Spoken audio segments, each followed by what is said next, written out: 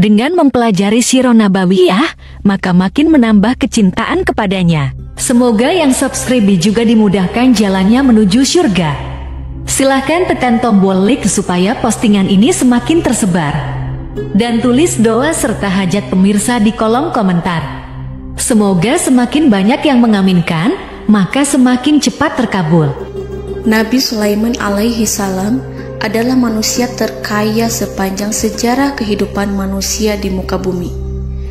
Dalam beberapa kitab suci seperti Al-Quran, Alkitab, dan Injil, Nabi Sulaiman alaihi salam dijelaskan sebagai manusia terkaya yang pernah hidup di muka bumi. Tidak ada satupun manusia yang bisa mengalahkan total kekayaannya hingga hari kiamat tiba. Para arkeolog telah menemukan situs peninggalan sejarah Islam yang mengungkap total kekayaan Nabi Sulaiman alaihi salam.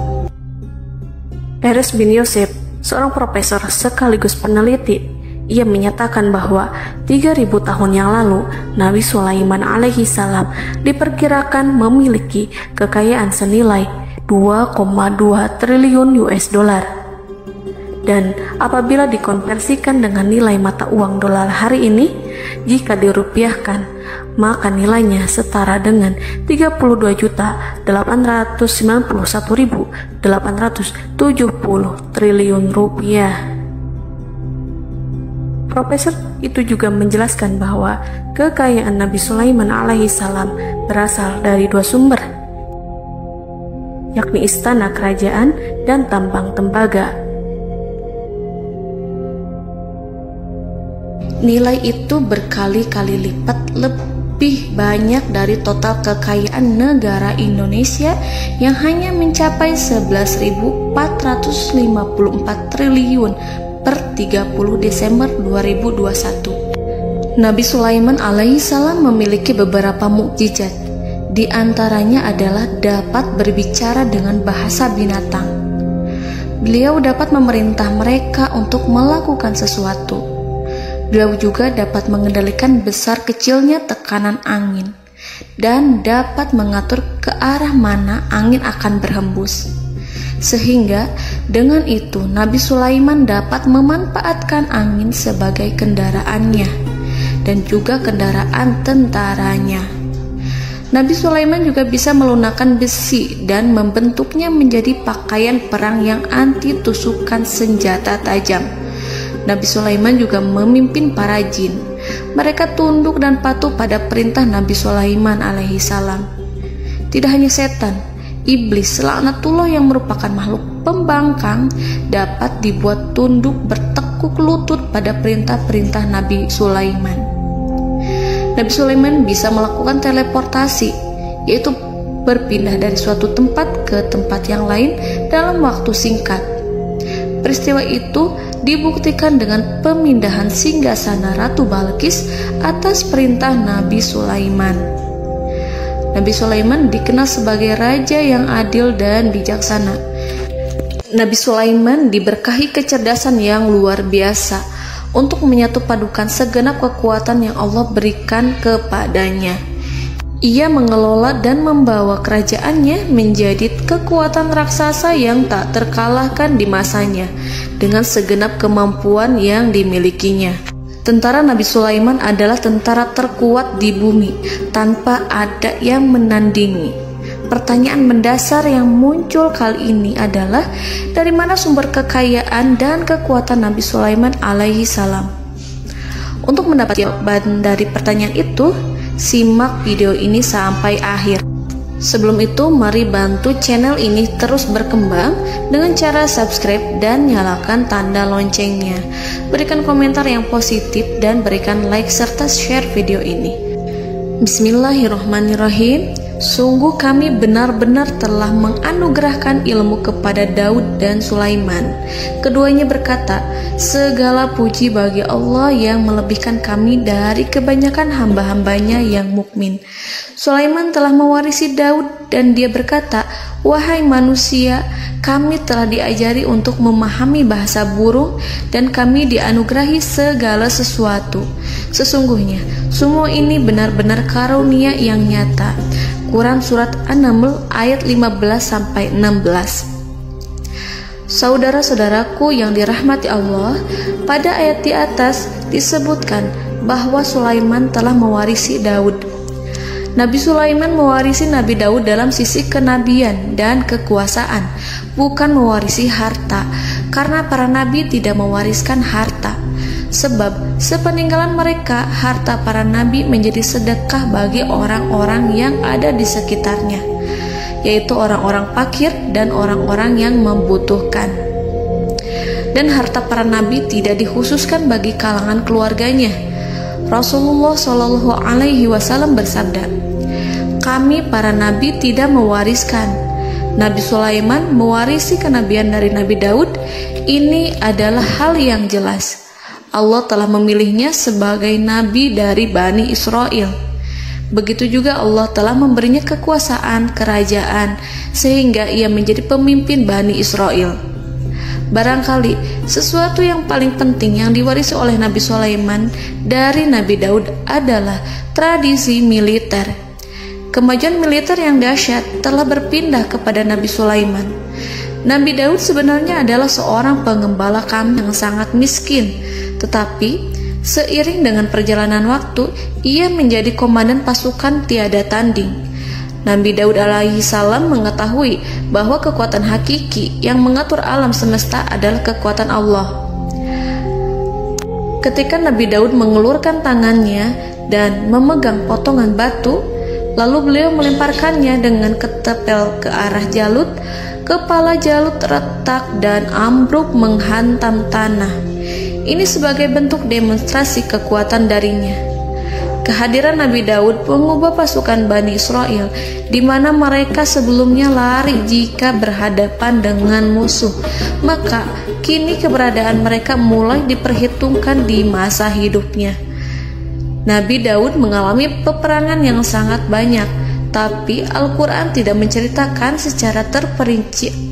Hal itu dikarenakan karena Al-Quran adalah kitab dakwah di jalan Allah, bukan kitab sejarah. Al-Quran hanya menceritakan di dalam Al-Quran surat Shad ayat 20, "Dan kami kuatkan kerajaannya, kerajaan Daud." Ayat tersebut berarti bahwa Nabi Daud belum terkalahkan dalam peperangan yang diikutinya. Di samping dukungan yang Allah berikan kepadanya, juga pasukan dan rakyatnya, di mana mereka adalah orang-orang yang bertauhid, menyerahkan diri kepada Allah. Allah Subhanahu wa Ta'ala mengajarkan kepada Nabi Daud hal-hal yang menjadikan pasukannya memiliki keistimewaan yang dengannya mereka dapat mengalahkan pasukan-pasukan lain, pasukan-pasukan besar yang ada di bumi pada saat itu. Allah Subhanahu wa Ta'ala berfirman dalam surat Saba ayat 10, "Dan kami telah melunakkan besi untuknya." Baju besi mungkin akan menjadi masalah dalam benak kita. Ketika orang-orang yang berperang, baju besi cukup mengganggu gerakan mereka.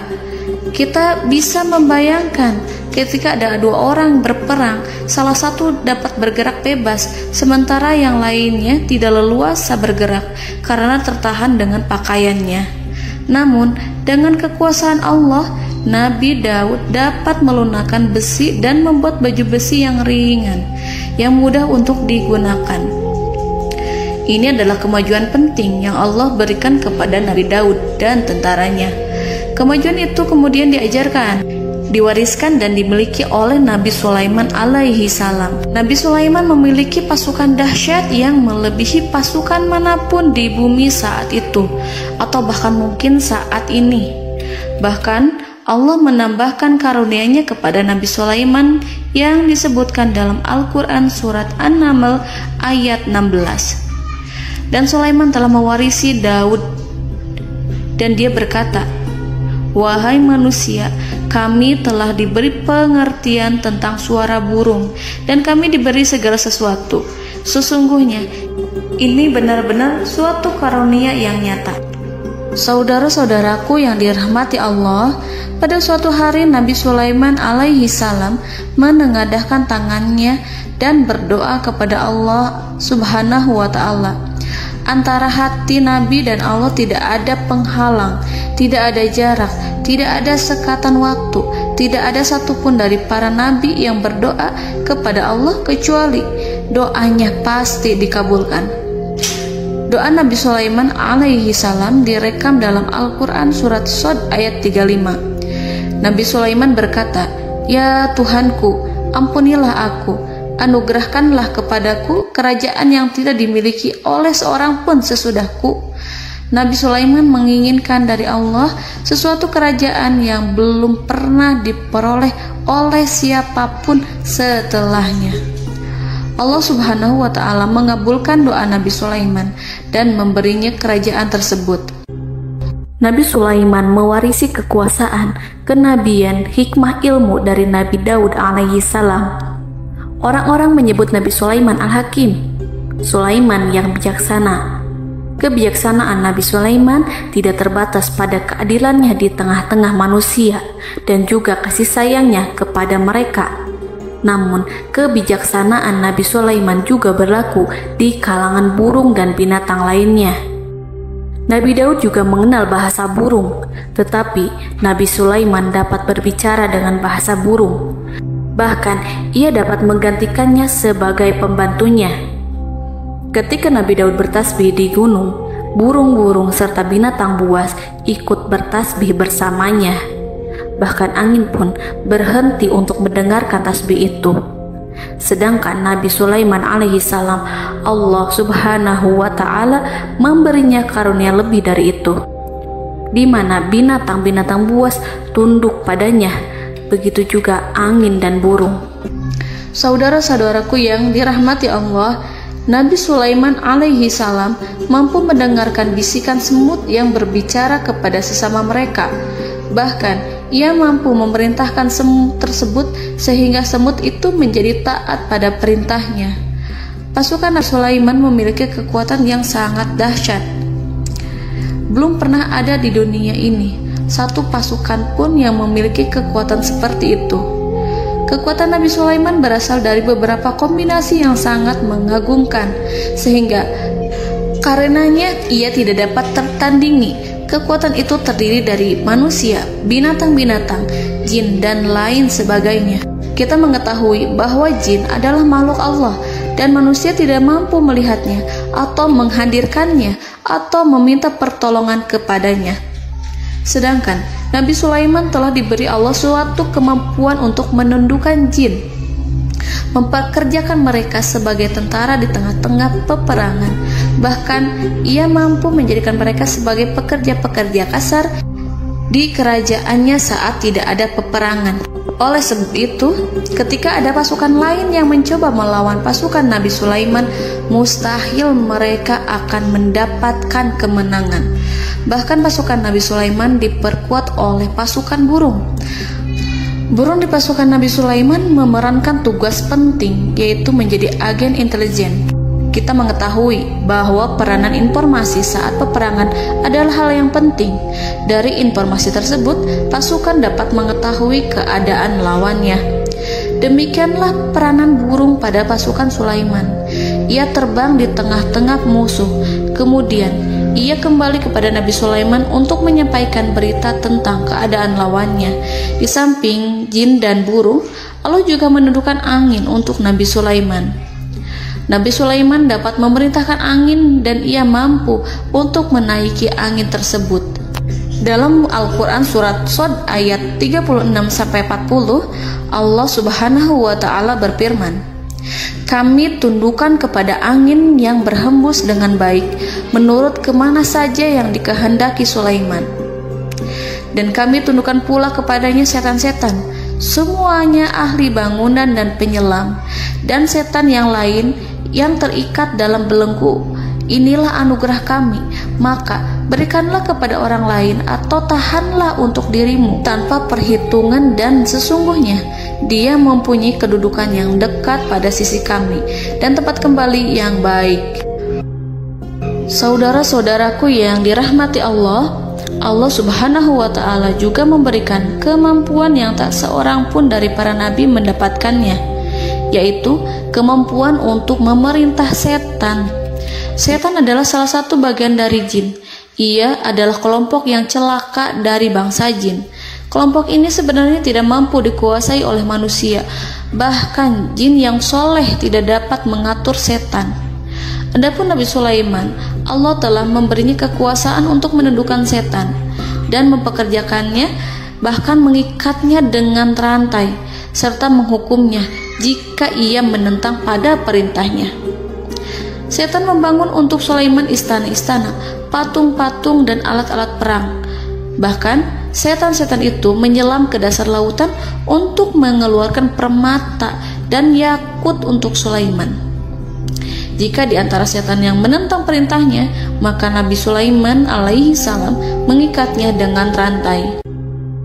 Ini semua menunjukkan kekayaan Nabi Sulaiman dan kekuasaannya, di mana ia mampu mengatur banyak makhluk di bumi ini.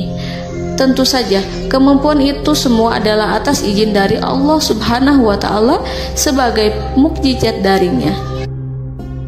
Allah Subhanahu wa Ta'ala berfirman dalam Al-Quran surat Saba ayat 12, dan sebagian dari jin adalah yang bekerja di hadapannya di bawah kekuasaannya dengan izin Tuhannya, dan siapa yang menyimpang di antara mereka dari perintah kami, maka kami rasakan kepadanya azab neraka yang apinya menyala-nyala. Para jin itu membuat untuk Sulaiman apa yang dikehendakinya, dari gedung-gedung yang tinggi, patung-patung, dan piring-piring yang besarnya seperti kolam, atau periuk yang tetap berada di atas tungku. Saudara-saudaraku yang dirahmati Allah, Nabi Sulaiman yang bijaksana adalah penguasa yang tak tertandingi di muka bumi. Meskipun memperoleh nikmat-nikmat khusus yang agung itu yang Allah berikan kepada Sulaiman, beliau tetap menunjukkan dirinya sebagai manusia yang paling banyak berzikir kepada Allah dan manusia yang paling banyak bersyukur di zamannya. Saudara-saudaraku yang dirahmati Allah, sebagaimana Allah Subhanahu wa Ta'ala memberikan nikmat kepada ayahnya Nabi Daud alaihi salam, di mana ia mampu melunakkan besi, dan Allah mengajarinya bagaimana cara mencairkan besi, maka Nabi Sulaiman alaihi salam dapat memanfaatkan tembaga yang cair untuk peperangan. Dan juga di saat perdamaian, pada saat peperangan, beliau mencampur tembaga dengan besi dan menjadikannya perunggu. Mereka menggunakan senjata-senjata perunggu dalam peperangan seperti pedang, baju besi, dan juga pisau. Senjata-senjata ini adalah senjata yang paling kuat pada saat itu. Sedangkan di saat damai, tembaga digunakan untuk membuat bangunan, perhiasan, dan sebagainya. Meskipun Nabi Sulaiman mendapatkan nikmat yang besar dan karunia yang khusus, Allah Subhanahu wa Ta'ala mengujinya dengan suatu ujian yang dahsyat. Ujian yang akan selalu datang kepada seorang hamba yang soleh. Ketika hamba itu mendapatkan kedudukan besar, maka ujiannya pun menjadi besar. Allah Subhanahu wa Ta'ala menguji Nabi Sulaiman dengan penyakit. Diceritakan oleh Fahru Roji, Nabi Sulaiman diuji dengan suatu penyakit yang keras, di mana kedokteran saat itu tidak dapat dan tidak mampu mengatasinya. Sakitnya Nabi Sulaiman sangat keras, sehingga para dokter dari kalangan manusia ataupun jin tidak mampu menghilangkan penyakit itu. Lalu burung-burung menghadirkan rumput-rumput yang dianggapnya sebagai obat, tetapi Nabi Sulaiman tak kunjung sembuh. Semakin hari penyakit Nabi Sulaiman semakin menjadi-jadi, sehingga ketika Nabi Sulaiman duduk di atas kursi, ia duduk bagaikan tubuh tanpa roh. Seakan-akan ia mati karena saking keras penyakit yang dideritanya. Sakit yang diderita oleh Nabi Sulaiman alaihi salam berlangsung sangat lama. Namun Nabi Sulaiman tidak henti-hentinya berzikir kepada Allah dan meminta kesembuhan kepadanya, serta selalu beristighfar dan mengungkapkan rasa cinta kepadanya. Selesailah ujian Allah terhadap hambanya Nabi Sulaiman. Beliau pun sembuh. Nabi Sulaiman merasakan kembali kesehatannya. Setelah ia mengetahui segala kejayaan dan segala kekuasaan serta segala kebesarannya, tidak lagi mampu menghilangkan penyakit yang dideritanya, kecuali jika Allah menghendaki. Saudara-saudaraku yang dirahmati Allah, Nabi Sulaiman telah membangun tempat ibadah, tempat sujud, sehingga manusia menyembah Allah di dalamnya. Orang-orang yang membangunnya berjumlah puluhan ribu orang. Tentu setiap kelompok dari mereka memiliki pekerjaan masing-masing. Di antara mereka ada yang mencairkan tembaga, di antara mereka ada yang tukang pahat, ada yang tukang ukir, ada yang membelah batu, ada yang memotong kayu, ada yang mendatangkan rumput-rumput dari Libanon, ada yang mendatangkan emas dan menjadikannya lempengan-lempengan yang mengkilat untuk menutupi kayu, serta untuk melapisi dinding-dinding. Bahkan golongan jin pun membantu membangun tempat tersebut, tentu dengan perintah dan bimbingan Nabi Sulaiman. Mereka membuat patung-patung yang besar, membuat bejana yang besar untuk tempat makan para tentara dan pekerja, yaitu bejana seperti gunung. Karena saking berat dan besarnya, mereka juga membuat tempat-tempat minum yang besarnya seperti kolam. Nabi Sulaiman mengawasi para pekerjanya dan juga mengurusi masyarakatnya, di mana beliau mengenali problem mereka dan berusaha memecahkannya. Beliau juga mengawasi pasukan dari kalangan binatang dan burung. Beliau mengetahui apabila ada satu di antara mereka yang tidak datang, kemana ia pergi serta mengapa ia pergi. Nabi Sulaiman menguasai pengetahuan itu semua.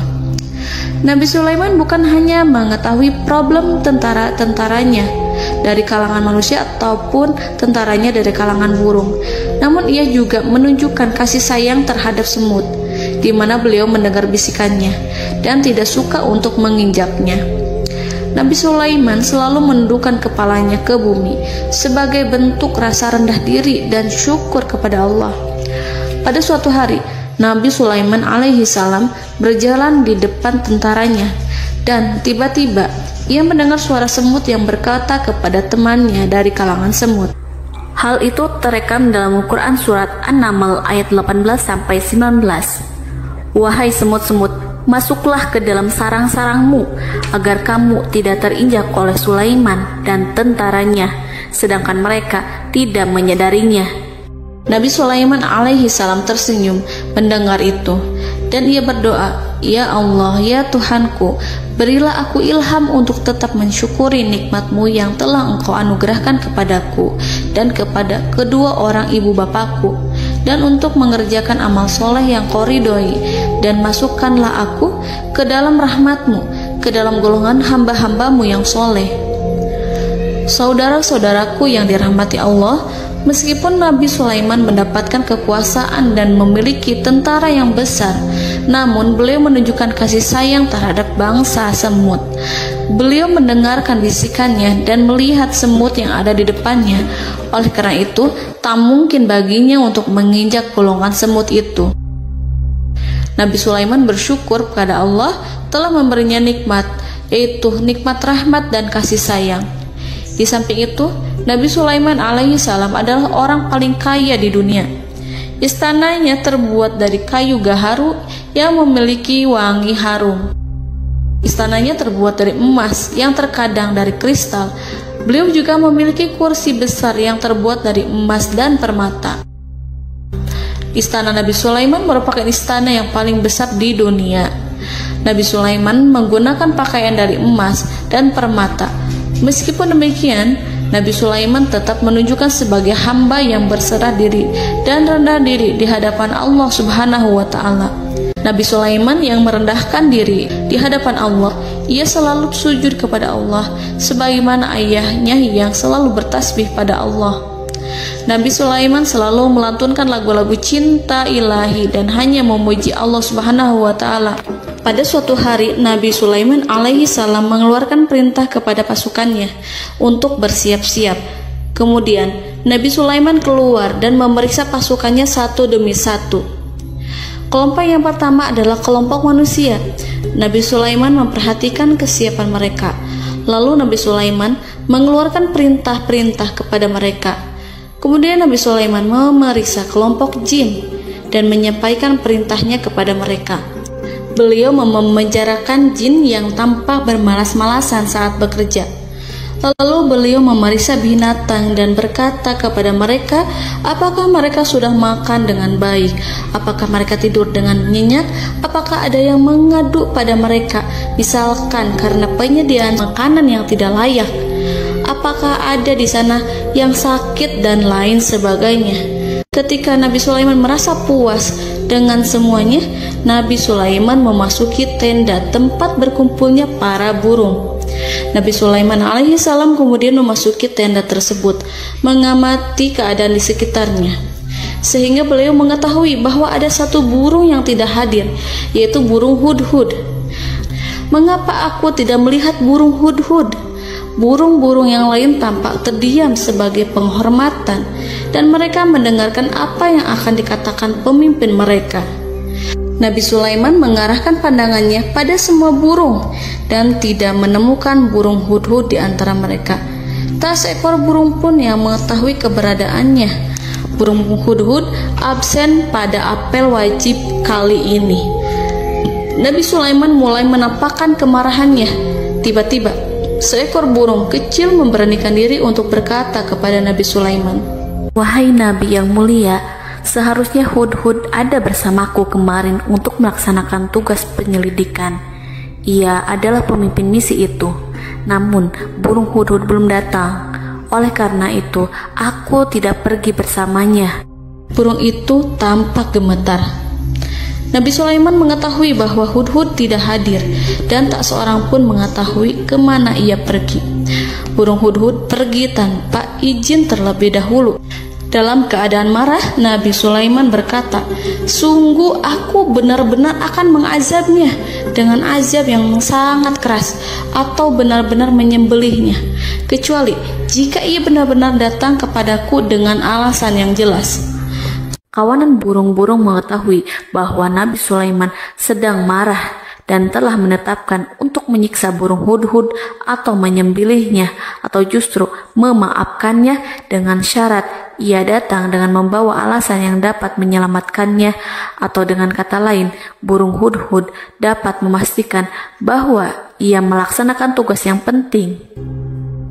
Nabi Sulaiman menunjukkan kemarahan yang besar sehingga siapapun akan merasa takut kepada Nabi Sulaiman yang marah. Nabi Sulaiman kemudian pergi dari tempat burung tersebut. Nabi Sulaiman masih memikirkan keadaan burung hudhud. Seharusnya burung hudhud menjadi bagian penting dari badan intelijen. Apakah ia pergi untuk menyingkap suatu, atau apakah ia pergi hanya untuk bermain-main? Nabi Sulaiman telah memperhatikan dan mengetahui bahwa burung hudhud adalah seekor burung yang cerdik dan juga fasih berbicara. Terkadang Nabi Sulaiman mendapati burung hudhud sedang bermain-main dan menunda-nunda pekerjaannya. Namun ketika Nabi Sulaiman melihatnya, burung hudhud memahami bahwa perbuatannya tidak benar. Oleh karena itu, ia tidak boleh menyampur adukan antara waktu serius dan waktu bermain. Tidak lama setelah itu, burung hudhud tiba di tempat para burung. Burung-burung yang lain berkata kepadanya, "Wahai hudhud, pergilah engkau ke tempat Nabi Sulaiman. Jika ia mengetahui bahwa engkau telah sampai, jiwamu benar-benar terancam." Mendengar itu, burung hudhud segera beranjak. Ia terbang menemui Nabi Sulaiman. Pada waktu itu, Nabi Sulaiman sedang duduk bersama tentaranya yang lain. Burung hudhud berdiri. Ia telah merencanakan untuk memulai pembicaraan dengan Nabi Sulaiman sebelum Nabi Sulaiman bertanya kepadanya kemana dia pergi. Ini sebagai bukti bahwa hudhud telah melaksanakan suatu tugas yang penting. Dalam Al-Quran Surat An-Naml ayat 22, burung hudhud berbicara, "Aku telah mengetahui sesuatu yang kamu belum mengetahuinya, dan kubawa kepadamu dari negeri Saba suatu berita penting yang diyakini seakan-akan burung hudhud hendak berkata, 'Aku adalah hudhud yang miskin, tapi aku mengetahui apa yang tidak engkau ketahui, dan aku telah datang kepadamu dari kerajaan Saba dengan membawa berita yang sangat penting.'" Nabi Sulaiman tampak terdiam menunggu hudhud menyelesaikan kisahnya. Dalam surat An-Naml ayat 23-24, burung hudhud berkata, Sesungguhnya aku menjumpai seorang wanita yang memerintah mereka. Dia dianugerahi segala sesuatu serta mempunyai singgasana yang besar. Aku mendapati dia dan kaumnya menyembah matahari selain Allah. Dan setan-setan telah menjadikan mereka memandang indah perbuatan-perbuatan mereka, lalu menghalangi mereka dari jalan Allah, sehingga mereka tidak mendapat petunjuk. Burung hudhud diam. Nabi Sulaiman merasa bahwa hudhud menunjukkan kepasihan lisannya. Nabi Sulaiman berkata dalam Quran surat An-Naml ayat 27 sambil menunjukkan senyum manisnya. Nabi Sulaiman berkata, "Akan kami lihat apakah kamu benar wahai hudhud, ataukah kamu termasuk orang-orang yang berdusta." Seakan-akan burung hudhud ingin mengatakan, "Aku tidak berbohong, wahai Nabi yang mulia." Namun diamnya Sulaiman membuat takut sehingga burung hudhud terdiam. Nabi Sulaiman terdiam karena berpikir, lalu ia memutuskan sesuatu setelah itu. Beliau melihat kepada lainnya dan meminta secari kertas. Nabi Sulaiman menulis surat singkat dan menyerahkannya kepada hudhud, serta memerintahkan kepadanya seperti yang dikatakan dalam Quran surat An-Naml ayat 28. "Pergilah dengan membawa suratku ini, lalu jatuhkanlah kepada mereka, kemudian berpalinglah dari mereka, lalu perhatikanlah apa yang mereka bicarakan." Al-Quranul Karim hanya menceritakan dalam Quran surat An-Naml bagaimana perginya hudhud dan bagaimana ia menyerahkan surat itu. Lalu Al-Quran langsung menyebut keadaan kerajaan Balqis yang saat itu sedang membaca surat di depan para pembesar kerajaan dan para menterinya. Dalam Al-Quran surat An-Naml ayat 29-31 berkatalah Balqis, "Wahai pembesar-pembesar, sesungguhnya telah dijatuhkan kepadaku sebuah surat yang mulia. Sesungguhnya surat ini dari Sulaiman, dan sesungguhnya isinya dengan menyebut nama Allah yang Maha Pengasih lagi Maha Penyayang, bahwa janganlah kalian berlaku sombong terhadapku, dan datanglah kepadaku sebagai orang yang berserah diri." Saudara-saudaraku yang dirahmati Allah, dalam surat tersebut Nabi Sulaiman menyebutkan supaya mereka menyerahkan diri dan tunduk kepada perintah Nabi Sulaiman. Nabi Sulaiman memerintahkan agar mereka meninggalkan penyembahan terhadap matahari. Nabi Sulaiman tidak mempersoalkan akidah mereka dan tidak memuaskan mereka dengan apapun. Nabi Sulaiman hanya memerintahkan bahwa ia berada di atas kebenaran. Bukankah ia didukung kekuatan yang berlandaskan keyakinan yang dimilikinya? Nabi Sulaiman hanya memerintahkan mereka agar tunduk dan patuh kepadanya. Ratu Sabak menyampaikan surat tersebut di tengah-tengah kaumnya. Dalam Quran surat An-Naml ayat 32 dijelaskan, "Dan berkatalah Balqis, wahai para pembesar, berilah aku pertimbangan dalam urusanku ini. Aku tidak pernah memutuskan sesuatu persoalan sebelum kamu berada dalam majelisku." Saudara-saudaraku yang dirahmati Allah, para pembesar istana Balqis menentang surat tersebut. Isi surat itu membangkitkan kesombongan kaum Sabak, di mana mereka merasa lebih kuat. Mereka mengetahui bahwa di sana ada seorang yang mencoba menentang mereka dan mengisyaratkan peperangan kepada mereka. Lalu ia meminta kepada mereka untuk memenuhi syarat-syaratnya sebelum terjadinya peperangan dan kekalahan. Dalam surat An-Naml ayat 33, mereka menjawab, "Kita adalah orang-orang yang memiliki kekuatan dan juga memiliki keberanian yang sangat besar dalam peperangan. Dan keputusan berada di tanganmu, wahai rajaku. Maka pertimbangkanlah apa yang akan kamu perintahkan." Saudara-saudaraku yang dirahmati Allah, para pembesar kaum Sabak seakan ingin berkata, "Kita siap untuk melaksanakan perang." Tampaknya ratu itu memiliki kebijakan yang lebih baik dari pembesar kaumnya. Surat Sulaiman itu membuatnya berpikir lebih jernih dan lebih berhati-hati. Ia berusaha sebisa mungkin menghindari peperangan. Ratu itu berpikir dalam tempo yang lama. Nama Sulaiman tidak diketahuinya dan ia pun belum pernah mendengarnya. Oleh karena itu, Ratu kaum Sabak tidak mampu mengetahui dan mendeteksi seberapa besar kekuatan Nabi Sulaiman. boleh jadi Nabi Sulaiman memiliki kekuatan yang dahsyat, sehingga ia mampu memerangi kekuasaannya dan mengalahkannya. Kemudian ratu memperhatikan apa yang ada di sekelilingnya. Ia melihat kemajuan masyarakatnya dan juga kekayaannya. Barangkali ia mengira bahwa Nabi Sulaiman iri terhadap kemajuan dan kekayaannya itu, sehingga Nabi Sulaiman ingin menyerangnya. Setelah mempertimbangkan isi surat Nabi Sulaiman dengan cermat, Ratu Saba memilih untuk tidak bersikap ceroboh dan bodoh. Ratu lebih suka untuk menggunakan bahasa kelembutan.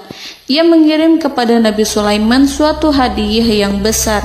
Ratu mengira bahwa Nabi Sulaiman seorang yang ambisius, yang boleh jadi ia telah mendengar tentang kekayaan kerajaan Saba.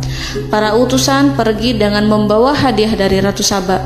Ratu berharap agar mereka dapat memasuki kerajaan Nabi Sulaiman dan akan mengetahui kondisi kerajaannya. Saat mereka pulang, Ratu ingin mendengar secara langsung dari mereka tentang bagaimana keadaan kaum Nabi Sulaiman dan pasukannya. Setelah mendapatkan informasi yang cukup, maka Ratu Balqis dapat membuat sesuatu keputusan yang tepat. Ratu menyembunyikan apa yang terlintas dalam pikirannya, lalu ia berbicara kepada pembesar istananya bahwa ia dapat menyingkap niat jahat Raja Sulaiman melalui cara mengirimkan hadiah kepadanya. Ratu lebih memilih cara tersebut dan menunggu reaksi dari Nabi Sulaiman. Ratu berhasil memuaskan para pembesar istana, dan untuk sementara ia menghilangkan ide untuk berperang. Karena para raja jika menyerang suatu desa, maka pemimpin desa tersebut adalah orang yang paling banyak mendapatkan kehinaan. Akhirnya, para pembesar kaumnya merasa puas dengan pikiran Ratu Balqis. Saudara-saudaraku yang dirahmati Allah, dalam surat An-Naml ayat 34-35 dijelaskan, Ratu Balqis berkata, "Sesungguhnya raja-raja apabila memasuki suatu negeri, niscaya mereka akan membinasakannya dan menjadikan penduduknya yang mulia menjadi hina. Dan demikian pula lah yang akan mereka perbuat. Dan sesungguhnya aku akan mengirim utusan kepada mereka dengan membawa hadiah, dan aku akan menunggu apa yang akan dibawa kembali oleh utusan itu." Kemudian sampailah hadiah dari Ratu Balqis kepada Nabi Sulaiman.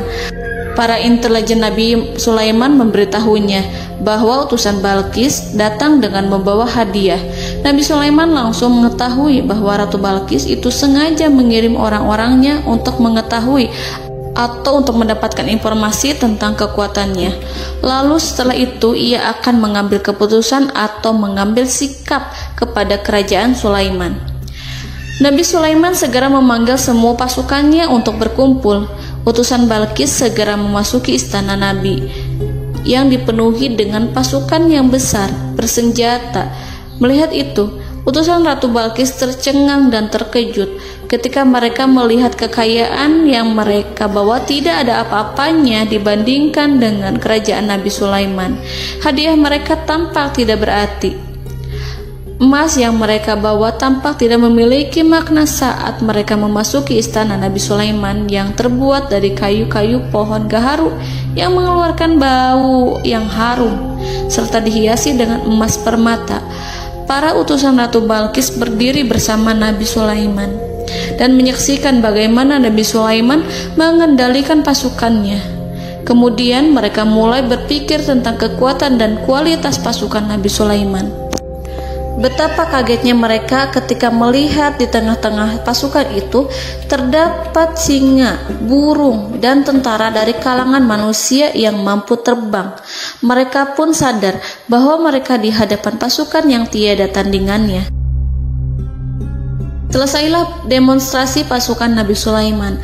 Kemudian para utusan ratu dipersilahkan maju ke tempat hidangan makanan. Para utusan itu sangat terkejut ketika melihat berbagai macam makanan dari penjuru dunia ada di depannya. Dan di antara makanan itu terdapat pula makanan yang biasa ditemukan di negeri mereka. Tetapi mereka melihat bahwa makanan itu memiliki rasa yang lebih istimewa. Selain itu, piring-piring yang ada di depan mereka terbuat dari emas dan mereka dilayani oleh laki-laki yang berhias dengan emas. Di meja makan itu terdapat burung, ikan laut, dan berbagai macam daging yang mereka tidak mampu lagi membedakan daging apa itu. Nabi Sulaiman tidak makan bersama mereka, tapi beliau makan dengan menggunakan piring yang terbuat dari kayu. Beliau memakan roti yang kering yang dicampur dengan minyak. Inilah makanan yang dipilih Nabi Sulaiman. Makan bersama mereka dalam keadaan diam, mereka merasa kehadiran Nabi Sulaiman menciptakan suatu wibawa yang luar biasa. Selesai perjamuan itu, lalu dengan sangat malu mereka menyerahkan hadiah dari Ratu Balqis kepada Nabi Sulaiman. Hadiah itu berupa emas yang bagi mereka hadiah itu sangat bernilai tinggi. Tapi di sini hadiah itu tampak kecil di hadapan kekayaan-kekayaan Nabi Sulaiman yang sangat mengagumkan. Nabi Sulaiman memperhatikan hadiah dari Ratu Balqis itu dan berkata dalam Quran surat An-Naml ayat 36, "Maka apa yang diberikan Allah kepadaku lebih baik daripada apa yang diberikannya kepadamu, tetapi kamu merasa bangga dengan hadiahmu." Saudara-saudaraku, Raja Sulaiman menyingkap dengan kata-katanya yang singkat itu penolakannya terhadap hadiah mereka. Ia memberitahu utusan itu bahwa ia tidak menerima hadiah tersebut. Ia tidak merasa puas dengan hadiah itu. Yang membuatnya puas hanyalah, janganlah kalian berlaku sombong terhadapku dan datanglah kepadaku sebagai orang-orang yang berserah diri. Lalu Nabi Sulaiman berkata kepada mereka dengan pelan. Hal itu diabadikan dalam Al-Quran surat An-Naml ayat 37. "Kembalilah kepada mereka, sungguh kami akan mendatangi mereka dengan bala tentara yang mereka tidak kuasa melawannya. Dan pasti kami akan mengusir mereka dari negara itu, yaitu negeri Saba, dengan terhina. Dan mereka akan menjadi tawanan-tawanan yang hina." Saudara-saudaraku yang dirahmati Allah, Nabi Sulaiman kemudian meninggalkan para utusan ratu setelah terlebih dahulu mengancam mereka. Para utusan itu berharap agar Nabi Sulaiman mau menunggu kunjungan Ratu Balqis yang akan membawa misi perdamaian. Akhirnya, sampailah para utusan Ratu Balqis ke negeri Saba. Mereka segera menuju istana sang ratu. Mereka memberitahu bahwa negeri mereka ada di ujung tanduk.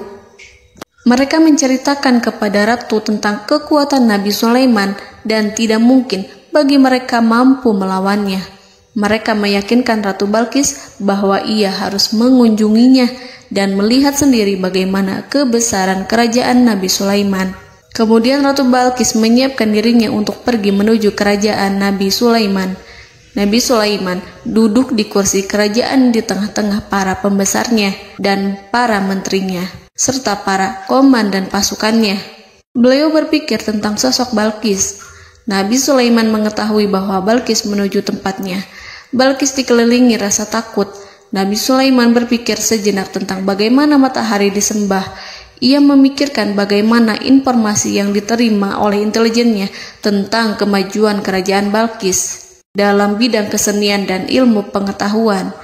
Nabi Sulaiman bertanya kepada dirinya sendiri, apakah kemajuan menjadi penghalang untuk mengetahui kebenaran? Apakah ratu itu senang dengan kekuatan yang dicapainya? Dan ia membayangkan bahwa kekuatannya adalah segalanya.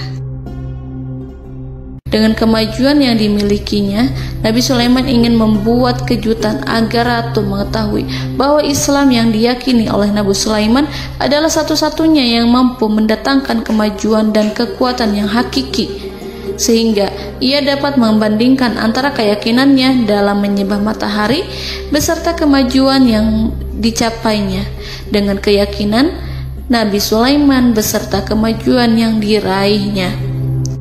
Saudara-saudaraku yang dirahmati Allah, para mata-mata Nabi Sulaiman telah memberitahunya bahwa hal yang sangat disegani dan dikagumi oleh kaum Balqis adalah kerajaan Saba, yaitu singgasana Ratu Balqis. Singgasana itu terbuat dari emas dan batu delima. Singgasana tersebut dijaga oleh penjaga yang sangat disiplin, di mana mereka tidak pernah lalai sedikit pun. Oleh karena itu, sangat tepat apabila Nabi Sulaiman menghadirkan singgasananya di sini, di kerajaannya. sehingga ketika ratu tiba, maka ia dapat duduk di atasnya. Nabi Sulaiman ingin membuat kejutan kepadanya dan menunjukkan bahwa kemampuannya tersebut yang berlandaskan pada keislaman. Nabi Sulaiman melakukan yang demikian itu dengan harapan agar si ratu tunduk kepadanya. Ide itu terlintas dalam diri Nabi Sulaiman. Lalu ia mengangkat kepalanya dan menoleh kepada anak buahnya. Hal itu diabadikan dalam Quran Surat An-Naml ayat 38. Wahai para pembesar, siapakah di antara kamu sekalian yang sanggup membawa singgasananya kepadaku sebelum mereka datang kepadaku sebagai orang-orang yang berserah diri? Saudara-saudaraku, perhatikanlah ungkapan pikiran Nabi Sulaiman tersebut. Semua pemikirannya berkisar tentang keislaman para penyembah matahari, tentang bagaimana beliau dapat memberikan petunjuk kepada mereka di jalan Allah. Yang pertama menjawab pertanyaan Nabi Sulaiman adalah jin Ifrit.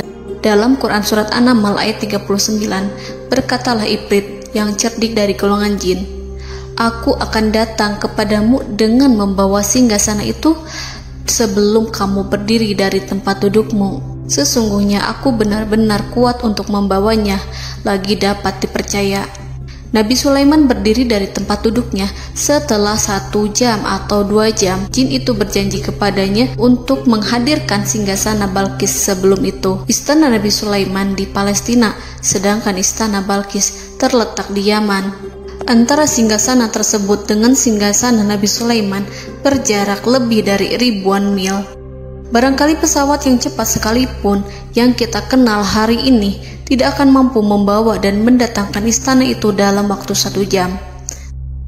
Tetapi masalahnya di sini, berhubung dengan kekuatan jin yang serba misterius, Nabi Sulaiman tidak mengomentari sedikit pun terhadap apa yang dikatakan oleh Ifrit. Nabi Sulaiman tampak menunggu tanggapan lain yang mampu menghadirkan singgasana Balqis yang lebih cepat dari jin Ifrit. Nabi Sulaiman menoleh kepada seorang yang di sana, yang duduk di atas naungan. Hal itu diceritakan dalam Al-Quran Surat An-Naml ayat 40. Berkatalah seseorang yang mempunyai ilmu dari Alkitab, "Aku akan membawa singgasana itu kepadamu sebelum matamu berkedip." Maka tatkala Sulaiman melihat singgasana itu terletak di hadapannya, ia pun berkata, "Ini termasuk karunia Tuhanku untuk menguji aku. Apakah aku akan bersyukur atau mengingkari nikmatnya? Dan barang siapa yang bersyukur, maka sesungguhnya dia bersyukur untuk kebaikan dirinya sendiri. Dan barang siapa yang ingkar, maka sesungguhnya Tuhanku maha kaya lagi maha mulia." Saudara-saudaraku, belum lama seseorang yang mempunyai ilmu dari Alkitab menyatakan kalimatnya, sehingga singgasana itu tiba-tiba ada di depan Nabi Sulaiman, yang mampu menghadirkan singgasana itu lebih cepat dari kedipan mata. Al-Quranul Karim tidak menyingkap kepribadian seseorang yang menghadirkan singgasana itu. Al-Quran hanya menggarisi bahwa orang itu mempunyai ilmu dari Alkitab. Al-Quran tidak menjelaskan kepada kita apakah ia seorang malaikat, ataukah manusia, ataukah jin. Al-Quran sengaja tidak menyingkap hakikat kitab yang dimaksud. Saudara-saudaraku yang dirahmati Allah, setelah melihat singgasana itu, Nabi Sulaiman bersyukur kepada Allah. Ia mulai memperhatikan singgasana sang ratu. Singgasana tersebut merupakan simbol pembangunan dan juga kemajuan, tetapi nampaknya ia hanya sesuatu yang biasa saja jika dibandingkan dengan kekuasaan dan kebesaran ciptaan yang dibuat oleh manusia dan jin di kalangan istana Nabi Sulaiman. Nabi Sulaiman memikirkan dalam tempo yang sangat lama singgasana Ratu Balqis itu. Kemudian beliau memerintahkan agar singgasana itu diperbaiki, sehingga saat Ratu Balqis datang, dia akan mengujinya. Apakah Ratu Balqis dapat mengenali singgasananya ataukah tidak? Dalam Al-Quran Surat An-Naml ayat 41, Nabi Sulaiman berkata, "Ubahlah baginya singgasananya, maka kita akan melihat apakah dia mengenal ataukah dia termasuk orang-orang yang tidak mengenalnya." Saudara-saudaraku yang dirahmati Allah, Nabi Sulaiman memerintahkan agar dibangun istana yang akan digunakan untuk menyambut Ratu Balqis. Nabi Sulaiman memilih tempat di laut, dan ia memerintahkan agar dibangun suatu istana di mana sebagian besarnya terdiri dari air laut. Nabi Sulaiman memerintahkan agar lantainya itu terbuat dari kaca yang tebal dan kuat, sehingga orang-orang yang berjalan di atas istana itu akan dapat melihat di bawahnya ada ikan-ikan berwarna-warni yang berenang-renang. Dan mereka akan melihat rumput-rumput laut yang bergerak-gerak. Akhirnya, selesailah pembangunan istana itu. Saking bersihnya kaca lantainya, sehingga tampak di sana tidak ada kaca. Burung hudhud memberitahu Nabi Sulaiman bahwa Balqis telah sampai dekat kerajaannya. Kemudian Ratu Balqis datang. Al-Quran tidak menyebutkan keadaan Nabi Sulaiman saat menyambut Balqis, namun Al-Quran menunjukkan dua sikap Ratu Balqis. Yang pertama, bagaimana sikap Balqis ketika pertama kali melihat singgasananya yang datang mendahuluinya, padahal ia telah meninggalkan pengawalannya untuk tetap setia menjaga singgasananya itu. Keadaan kedua adalah keadaan di depan istana yang dibangun untuk penyambutan Balqis. Istana itu penuh dengan permata yang berenang-renang di bawahnya ikan-ikan. Dalam Quran Surat An-Naml ayat 42 dijelaskan, dan ketika Balqis datang, ditanyakanlah kepadanya, serupa inikah singgasanamu? Balqis menjawab, seakan-akan singgasana ini adalah singgasanaku. Kami telah diberi pengetahuan sebelumnya, dan kami adalah orang-orang yang berserah diri.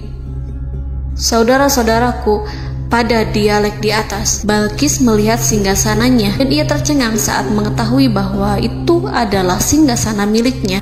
Namun kemudian ia mulai ragu karena melihat tidak sepenuhnya itu singgasana miliknya. Jika itu benar-benar miliknya, lalu bagaimana ia datang mendahuluinya? Dan bila bukan singgasananya, maka bagaimana Sulaiman dapat meniru sepersis dan seteliti itu? Padahal Sulaiman tidak pernah sekalipun ke kerajaannya. Nabi Sulaiman berkata saat melihat Balqis mengamati singgasananya, apakah ini singgasanamu? Balqis terlihat sangat kebingungan, namun setelah itu ia menjawab, sepertinya benar. Nabi Sulaiman berkata, kami telah diberi ilmu sebelumnya dan kami sebagai orang-orang muslim. Saudaraku yang dirahmati Allah, melalui pertanyaan Nabi Sulaiman ingin mengisyaratkan kepada Balqis agar ia membandingkan antara keyakinannya beserta ilmu yang dicapainya dengan keyakinan Nabi Sulaiman yang muslim beserta pengetahuan yang telah diraihnya. Penyembahan terhadap matahari dan pencapaian ilmu yang dicapai oleh Ratu Balqis tanpa tidak ada apa-apanya dibandingkan dengan ilmu Nabi Sulaiman dan keislaman. Nabi Sulaiman telah mendahuluinya dalam bidang ilmu karena keislamannya. Karena itu, sangat mudah baginya untuk mengungguli Balqis dalam ilmu-ilmu yang lainnya. Demikianlah yang disyaratkan dalam pertanyaan Nabi Sulaiman kepada Ratu Balqis. Ratu Saba itu mengetahui bahwa ini adalah singgasananya, di mana singgasana itu datang lebih dahulu daripada dirinya. Beberapa bagian darinya telah diubah saat Balqis masih di perjalanan menuju ke tempat Nabi Sulaiman. Ia berpikir kemampuan apa yang dimiliki Nabi Sulaiman. Ratu Balqis tercengang melihat apa yang disaksikannya, yang berupa buah dari keimanan Nabi Sulaiman dan hubungannya dengan Allah Subhanahu wa Ta'ala. Sebagaimana Balqis juga tercengang ketika melihat kemajuan di bidang ilmu pembangunan, seni, dan ilmu-ilmu yang lainnya. Maka ia tidak lebih kagum lagi saat melihat hubungan yang kuat antara keislaman Nabi Sulaiman dengan ilmunya serta kemajuan yang diraihnya. Dalam Al-Quran Surat An-Naml ayat 43 dijelaskan, dan apa yang disembahnya selama ini selain Allah mencegahnya untuk melahirkan keislamannya, karena sesungguhnya ia terdahulu termasuk orang-orang yang kafir. Saudara-saudaraku yang dirahmati Allah, berguncanglah dalam benak Balqis ribuan hal ketika melihat keyakinan kaumnya runtuh di hadapan Nabi Sulaiman. Ia menyadari matahari yang disembahnya hanya merupakan ciptaan Allah, dan Allah lah yang menggerakkannya untuk hamba-hambanya. Lalu terbitlah matahari kebenaran dalam dirinya. Hatinya diterangi oleh cahaya baru yang tidak akan tenggelam seperti tenggelamnya matahari.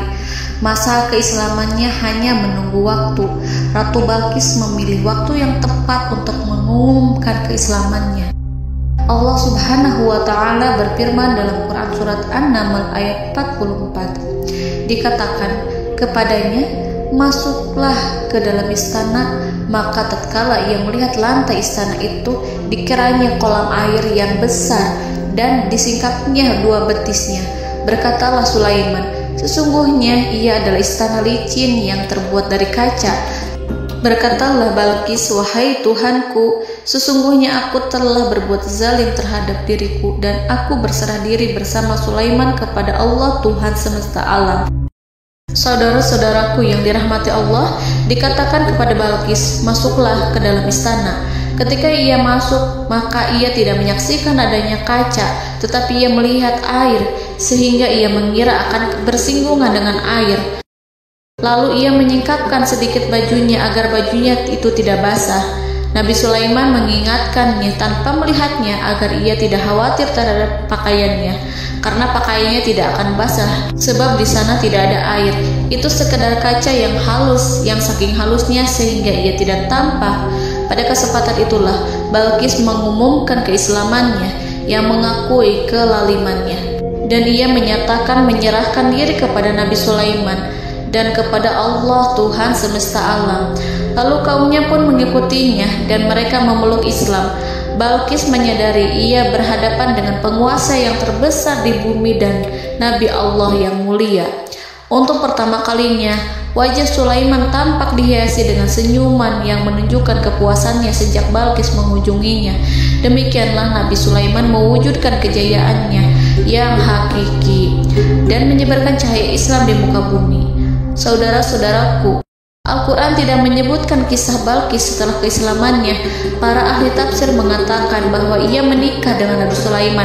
Selain itu, ada yang mengatakan bahwa ia menikah dengan salah satu orang dekat Nabi Sulaiman. Ada juga yang mengatakan bahwa sebagian Raja Habasyah adalah keturunan dari buah perkawinan ini. Wallahu a'lam bishawab. Saudara-saudaraku yang dirahmati Allah, Nabi Sulaiman hidup di tengah-tengah kejayaan dan kemuliaan di bumi. Kemudian Allah menetapkan kematian untuknya, sebagaimana kehidupan Sulaiman berada di puncak kemuliaan dan kejayaan yang penuh dengan keajaiban yang luar biasa, maka kematiannya pun merupakan tanda-tanda kebesaran Allah yang penuh dengan keajaiban. Demikianlah bahwa kematiannya sesuai dengan kehidupannya, sesuai dengan kejayaannya. Allah berfirman tentang kematian Sulaiman di dalam Al-Quran surat Saba ayat 14. Maka tatkala kami telah menetapkan kematian Nabi Sulaiman, tidak ada yang menunjukkan kepada mereka kematiannya itu kecuali rayap yang memakan tongkatnya. Maka tatkala ia telah tersungkur, tahulah jin bahwa kalau sekiranya mereka mengetahui yang gaib, tentulah mereka tidak akan tetap dalam siksa yang menghinakan. Saudara-saudaraku, kemampuan Nabi Sulaiman untuk menundukkan jin dan mempekerjakan mereka serta hubungan mereka dengan semua itu menimbulkan fitnah di tengah-tengah manusia. Dalam hal tertentu, kematian Nabi Sulaiman merupakan batasan jawaban terhadap fitnah ini. Kami tidak mengetahui siapa yang mengklaim bahwa jin mengetahui hal yang gaib. Apakah itu setan yang terkutuk, atau jin yang bodoh, atau manusia yang tertipu? Kami tidak mengetahui siapa yang bertanggung jawab terhadap tersebarnya isu yang keliru ini. Yang kita ketahui adalah bahwa hal tersebut adalah mempengaruhi sebagian manusia dan jin. Barangkali manusia berkata kepada diri mereka, selama jin melakukan perbuatan yang luar biasa ini, maka apa gerangan yang menjadikan mereka tidak mengetahui hal yang gaib itu? Manusia itu lupa bahwa kunci kegaiban berada di tangan Allah. Masalah ilmu gaib tidak akan mampu dikuasai oleh jin dan manusia. Hanya Dia yang mengetahuinya, dan manusia diberitahu hanya sedikit sekali. Saudara-saudaraku yang dirahmati Allah, seakan-akan Allah telah merencanakan bahwa kematian Sulaiman bertujuan untuk menghancurkan pemikiran itu, yaitu pemikiran bahwa jin mengetahui hal-hal yang gaib. Jin bekerja untuk Nabi Sulaiman selama beliau hidup, dan tatkala beliau meninggal, maka tugas mereka menjadi bebas. Nabi Sulaiman meninggal tanpa diketahui oleh jin, sehingga mereka tetap bekerja untuk mereka, tetap mengabdi kepada Sulaiman. Seandainya mereka mengetahui hal yang gaib, niscaya mereka tidak akan meneruskan pekerjaan mereka. Saudara-saudaraku, pada suatu hari Nabi Sulaiman memasuki mihrabnya untuk itikaf ibadah dan beribadah kepada Allah. Tak seorang pun yang berani mengganggu khalwatnya. Mihrab Sulaiman terletak di puncak gunung dan dindingnya terbuat dari permata. Pada suatu hari, Nabi Sulaiman duduk bersandar pada tongkatnya dan ia tampak tenggelam dalam tafakur. Beliau berzikir pada Allah hingga rasa kantuk menguasainya. Lalu setelah itu malaikat maut menemuinya. Nabi Sulaiman pun meninggal. Beliau bersandar kepada tongkatnya. Jin melihatnya dan mengira bahwa beliau sedang sholat, sehingga mereka pun terus melanjutkan pekerjaannya. Berlalulah hari demi hari yang panjang. Datanglah rayap, yaitu semut kecil yang memakan kayu. Hewan itu mulai memakan tongkat Nabi Sulaiman. Rayap itu tampak lapar. Sebagian dari tongkat Nabi Sulaiman dimakan beberapa hari oleh rayap itu. Ketika yang dimakannya semakin bertambah, maka tongkat itu pun menjadi rusak dan kemudian jatuh dari tangan Nabi Sulaiman alaihi salam. Tubuh mulia itu kehilangan keseimbangan dan kemudian jatuh terhempas di bumi. Tatkala tubuh suci itu tersungkur, maka manusia segera menuju ke arahnya. Mereka menyadari dan mengetahui bahwa Nabi Sulaiman telah meninggal dalam waktu yang lama. Jin menyadari bahwa mereka tidak mengetahui hal yang gaib, dan manusia pun mengetahui hakikat ini. Seandainya jin mengetahui hal yang gaib, niscaya ia tidak akan meneruskan siksa yang hina. Mereka tidak akan bekerja kepada Sulaiman. Demikianlah Nabi Sulaiman alaihi salam meninggal dalam keadaan duduk dan sholat di mihrabnya. Lalu berita itu tersebar bagaikan api di bumi. Manusia, burung, dan binatang buas mengantarkan jenazah Nabi Sulaiman. Sekawanan burung tampak sedih dan menangis. Semua makhluk bersedih. Akhirnya tak seorang pun mengetahui bahasa burung di bumi. Meninggallah seorang yang memahami pembicaraan burung, binatang-binatang, jin, dan lain sebagainya. Burung-burung itu berkata, betapa beratnya kehidupan di tengah orang-orang yang tidak mengetahui pembicaraan kita. Allahu a'lam.